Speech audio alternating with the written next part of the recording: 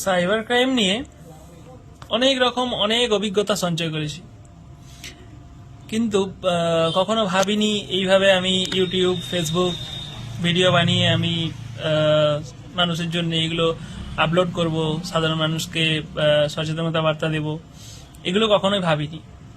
অনেক মানুষ আছেন যারা এই ভিডিওটা অনেক মানুষ আছেন যারা ভিডিওগুলোকে অ্যাভয়েড করে যান, দেখেন না। তাদের প্রতি আমার একটু রাগ বা গোঁসা কিছু নেই।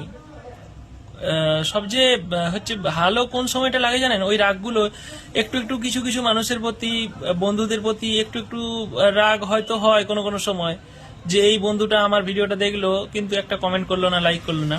কিন্তু ওই রাগটা কখন কেটে যায় জানেন? যখন আমার স্যার বা আমার কোনো অন্য কোনো রিলেটিভ যখন বলে যে মুকেশ খুব সুন্দর তুমি কাজ করছো, ওই সময় মনে খুব সন্তুষ্টি আসে।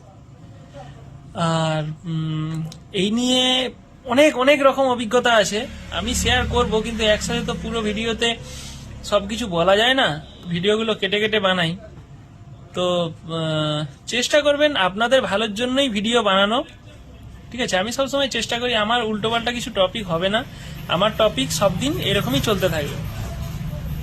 আমি কি আর বলবো, আলাদা করে কিছু বলার নেই, ঠিক আছে? চেষ্টা করবেন একটু সবাই পাশে থাকবেন, ঠিক আছে? একটু আপনারা পাশে থাকলে না, আপনারা একটু ভালোবাসা দিলে আমার জিনিসগুলো যে শেয়ার করতে খুব আনন্দ লাগে।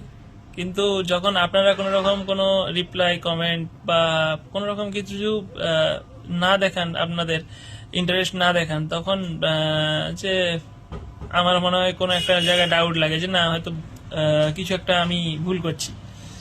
কিন্তু কিছু কিছু সময় কিছু দাদা, কিছু স্যার, তাদের যখন প্রশংসা, তাদের মুখে প্রশংসা শুনি যে না আমি ঠিকই করছি, আমি এই কাজটা সবাই বলে, এবং ওই যে 1000 জনের মধ্যে 1000 জন অ্যাভয়েড করে যাক, তাতে আমার কোনো যায় আসে না।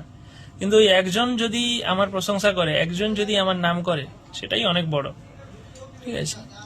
আর ভালো থাকবেন সবাই, সুস্থ থাকবেন।